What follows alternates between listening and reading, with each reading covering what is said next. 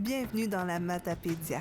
Cette belle vallée aux 18 lieues sur cette terre regorge de beauté naturelle et est habitée par un peuple accueillant et enthousiaste qui vous prépare en 2019 de nombreuses festivités diversifiées auxquelles vous prendrez part en devenant matapédienne et matapédien dans l'âme.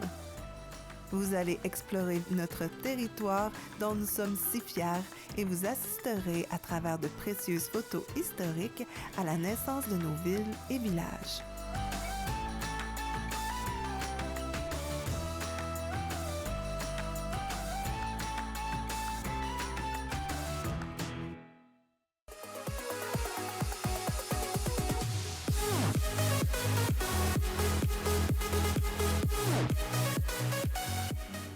En 1900, les défricheurs de Sébec commençaient déjà à déborder sur le canton à Wagnich, qui deviendra Saint-Cléophas 20 ans plus tard.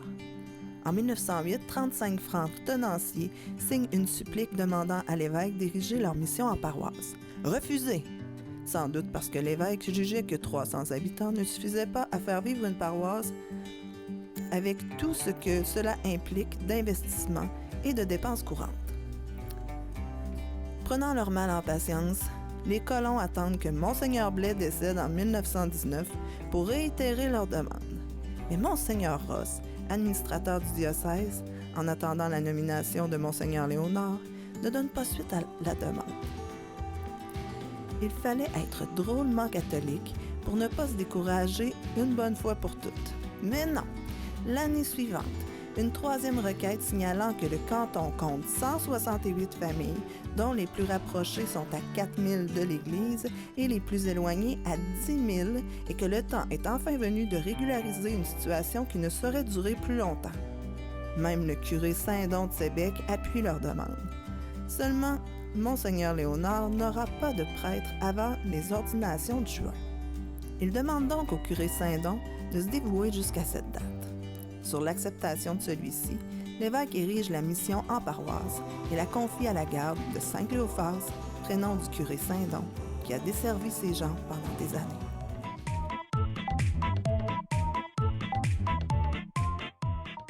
Monsieur Joubert, vous êtes responsable ici et initiateur du musée ici à Saint-Cléophas.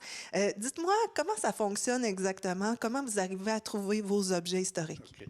Les objets, soit que les personnes viennent nous les porter, ou bien il y a des fois qu'on achète quelques-uns quand on veut absolument en avoir, mais la plupart du temps, là, ils nous sont donnés. Et puis, soit si on a déjà des copies, ben, on peut les échanger avec d'autres antiquaires. On peut, comment est-ce qu'on appelle ça, faire du troc. Et puis, ce qui est important aussi, là, c'est que ce qu'on aimerait, c'est que les gens qui vident les maisons, qui abandonnent, qui sont obligés, peu importe les raisons, on voudrait pas que leur objet de valeur se ramasse le long de la rue. Puis ou qui se ramassent dans les récupérations, puis tout ça. Alors, on les invite justement à nous appeler, puis ça nous fera plaisir d'aller les chercher. Il y a beaucoup d'objets anciens, j'en ai quelques-uns ici, là. Comme Ça m'a vraiment intrigué la première fois que j'ai vu ça. Oui, c'est pas facile à trouver, mais on se rend compte que les gens étaient ingénieux. Alors, si vous placez ça ici, sur n'importe quel globe de lampe, alors ça sert à réchauffer les bouteilles à lait ou bien les faire à friser. Alors tout le monde y trouvait son utilité. Alors ça fait sur n'importe quel globe de lampe. Alors des trucs. Puis des lampes comme ça, ben, c'était dans n'importe quelle municipalité aussi. Oui. On peut aller en chercher à Amqui, et puis c'est représentatif aussi de ce qu'il y avait à Saint-Cléophas. Justement, une machine à laver, tout le monde, toutes les familles avaient des machines à laver.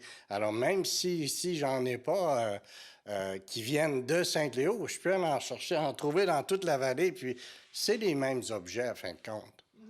Oui. Et ici, le musée, c'est aussi alimenté par les gens de Saint-Cléophas avec des photos historiques, ils viennent faire des albums.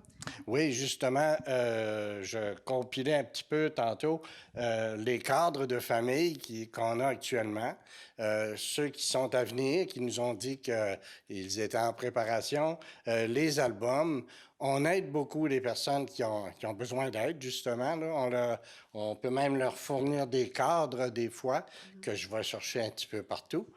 Puis, les gens sont bien contents de ça. Puis, ça s'en vient, ça grossit tranquillement. Puis après ça, on va venir que le coin d'ici sera réservé uniquement pour les familles. D'autres cadres qui vont représenter des commerces, qui vont représenter comme par exemple la tour de garde-feu. Alors ça, on va avoir un beau coin de l'autre côté avec les photographies d'écoles, d'anciennes écoles. Fait que là, j'ai hâte que ce projet-là se réalise. Il y a toujours des projets en cours. Et puis, quand peut-on venir visiter le musée? Oui, ça c'est bien important. On va ouvrir la fin de semaine de la Saint-Jean-Baptiste et puis jusqu'à la fin de semaine de la Fête du travail. En septembre, c'est ça, le premier lundi, je pense. Et puis, entre-temps, bien, c'est sûr qu'on a un projet étudiant qu'on est bien content d'avoir. Et puis, ça va être ouvert du mercredi au dimanche. Oui. Puis sinon, pour des groupes, est-ce que c'est possible de réserver puis de vous appeler personnellement? Oui, en tout temps, on peut nous appeler. On va avoir on va essayer de se faire un feuillet là, prochainement. Et puis, on peut nous contacter pour des groupes.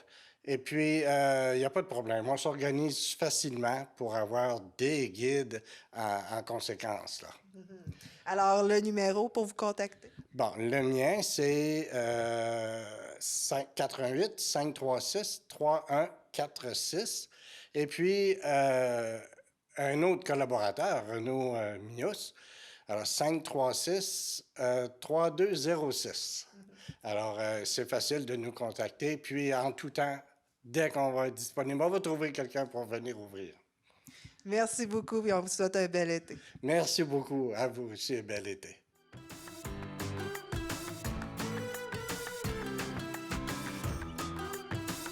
Bertrand Bill Leblanc, auteur du livre La Matapédia, dédiait ce monument à tous les matapédiens et aux absents, surtout, qui se languissent de leur coin de pays. Cessez de vous torturer et venez nous voir.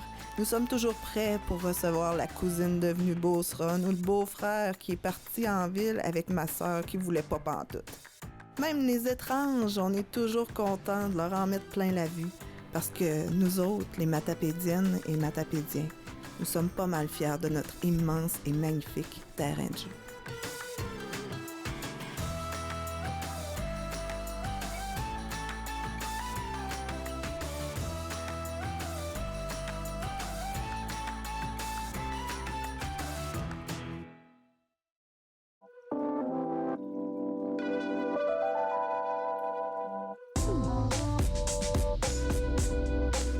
En devenant membre de la TVC, vous contribuez à maintenir un véritable outil d'animation, d'information et de développement du milieu matapédien.